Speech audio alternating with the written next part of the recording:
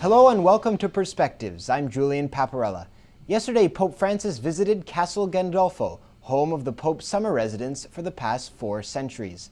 This was the second visit of Pope Francis to the town after his historic meeting with Pope Emeritus Benedict on March 23rd, in the days following his election as Pope. Yesterday, he spoke to employees of the pontifical villas who manage and maintain the papal summer home. The Pope urged them, saying, "We must always be a sign of hope and peace at this time. Open the doors to hope, so that hope may flourish and always be operative in making peace, always." Joining him were Vatican officials, the local diocesan bishop, and the mayor of Castelgandolfo. At noon, the Pope prayed the Angelus for the masses who gathered in the courtyard in front of the papal residence. Meditating on yesterday's Gospel of the Good Samaritan, Pope Francis emphasized the mercy of God and called upon those gathered to imitate this mercy, following the example of the Good Samaritan. God always wants mercy for everyone, and not condemnation, the Pope remarked. He wants the mercy of the heart because he is merciful and understands our suffering, our difficulties, and even our sins. He gives this merciful heart to all of us. And at the conclusion of the Angelus, Pope Francis encouraged young people preparing for World Youth Day in Rio to pray through the intercession of Our Lady of Aparecida, patroness of Brazil, that she might guide the steps of the participants and open their hearts to embrace the mission Christ will give them.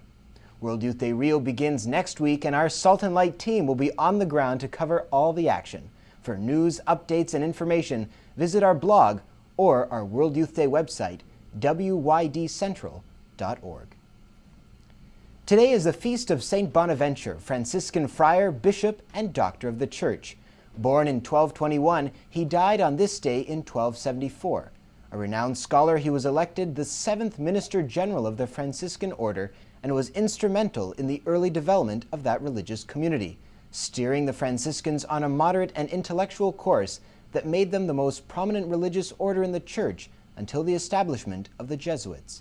His prolific theological works seek to integrate faith and reason, and he considered Christ the one true master who offers humans knowledge that begins in faith, is developed through reason, and perfected by relationship with God. In 1273, against his will, he was appointed Cardinal Bishop of Albano by Pope Gregory X. St. Bonaventure was canonized in 1482 and made a Doctor of the Church in 1557.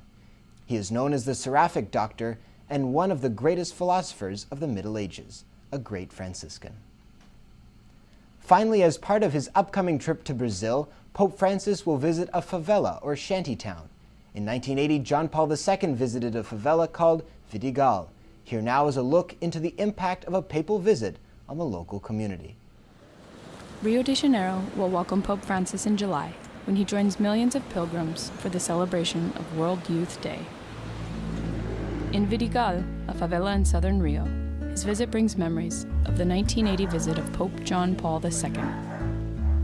A street named after him is one of the reminders of his presence more than 30 years ago, but what he left behind is much greater. The Pope's visit spurred the rejuvenation of the neighborhood in dire need of better living conditions. Carlos Rojas has lived most of his life in Vidigal and was part of the committee that coordinated the Pope's visit. For the past 8 years, he has worked at the neighborhood's Catholic Church. When the Pope came to Rio de Janeiro and it was announced that he was going to come to Vidigal, it was unbelievable. In those days, Vidigal was so behind. When the Pope said that he was coming to Vidigal, that caught the attention of the government. Then the government began to offer projects, such as repairing streets and putting in streetlights. All that came to Vidigal for the community is related to the Catholic Church. And that's all for Perspectives today. Thank you for joining us, and God bless you.